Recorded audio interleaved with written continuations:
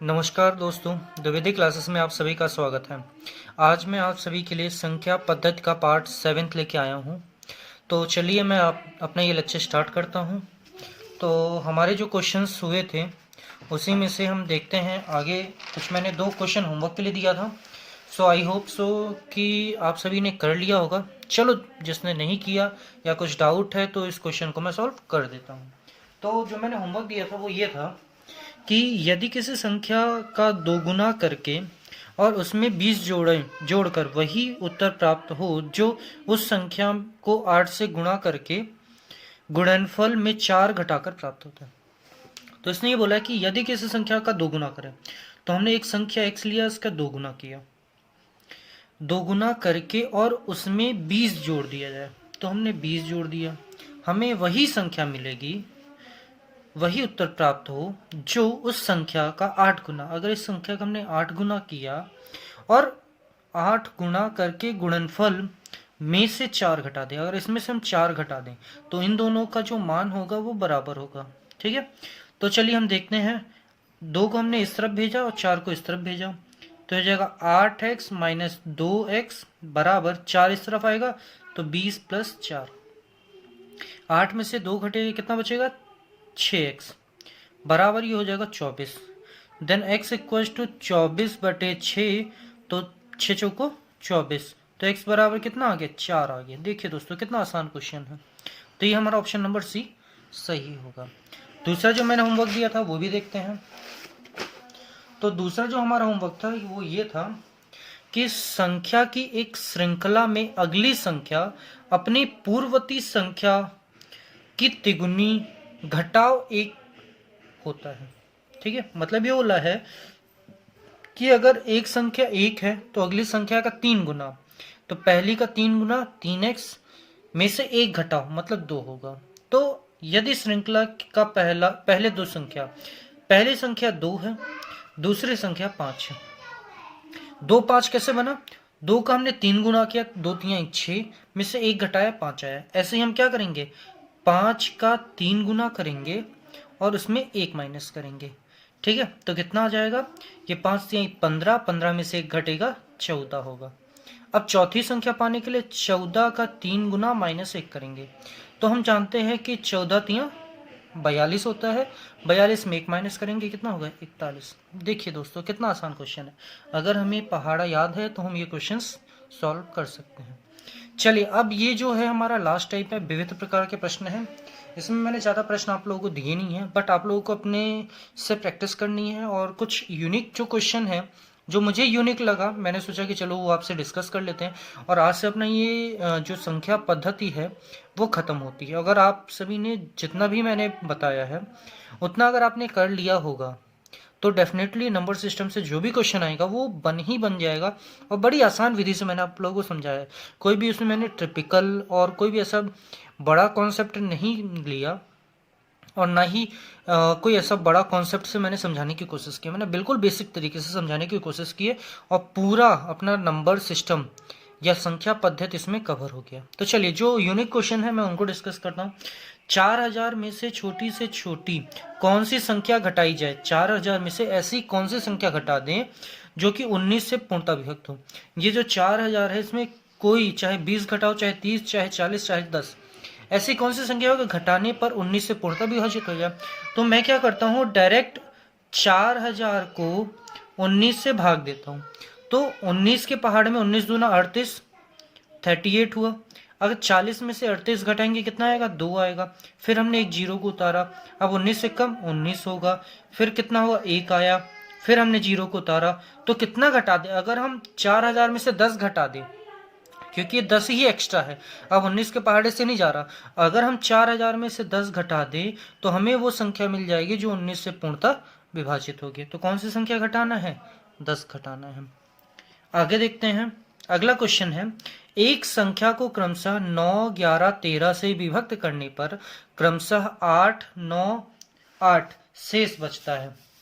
यदि विभाजकों के क्रम को उलट दिया जाए तो शेषफल क्या बचेगा?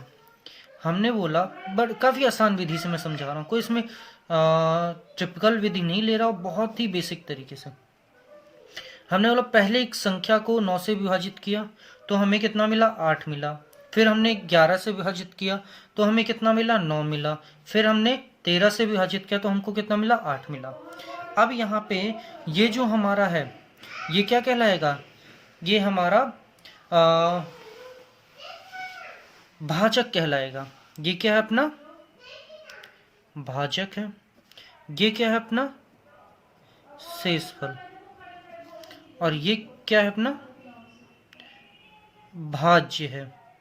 ठीक है, नीचे से हमको भाज्य मिलेगा और सॉरी ये भागफल है, भागफल होगा नीचे से, और अगर ऊपर से आएंगे तो हमको क्या मिलेगा, भाज्य मिलेगा। तो हम भाज्य निकालने की कोशिश करते हैं। हमने बोला कि 13 के पहाड़े में कम से कम एक बार वो संख्या तो गई ही गई होगी, तो 13 एकम 13, 13 8 कितना होता है, 21 होता है। ठीक है, अब दूसरा, क्योंकि क्रम से हमको करना है, 11 एकम 11 की 1 और 11 दूनी 22, मतलब 231 में अगर 9 जोड़ेंगे तो 240 आएगा।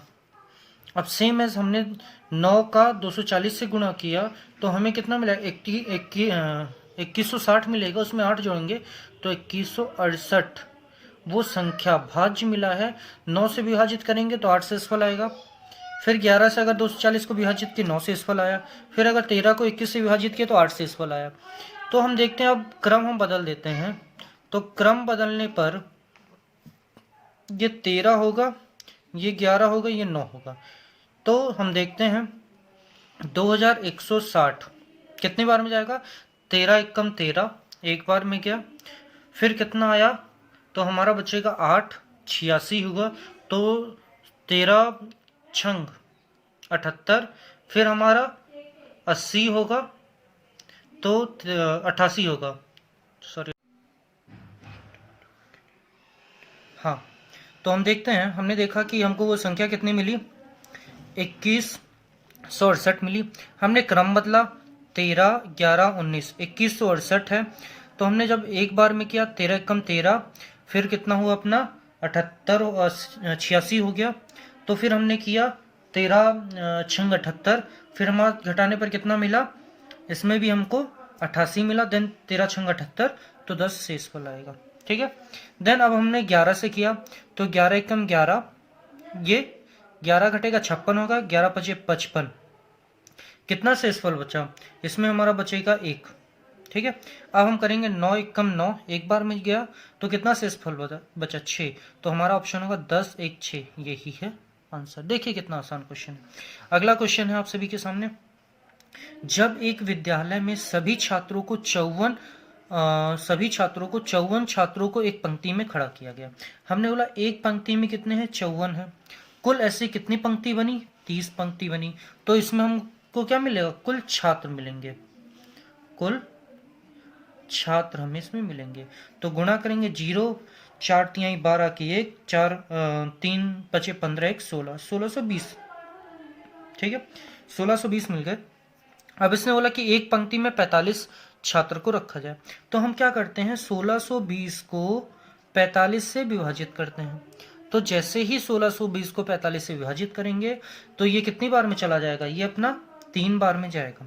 तो कितना होगा, 5 तिहाई 15 की 1 और 4 तिहाई 12 1 13, 135 हुआ। ठीक है, अब हम घटाएंगे, 1 में 12 में से 5 जाएगा तो 7 5 12, 7 आ जाएगा, और 5 में से 3 जाएगा, बचेगा 2 0।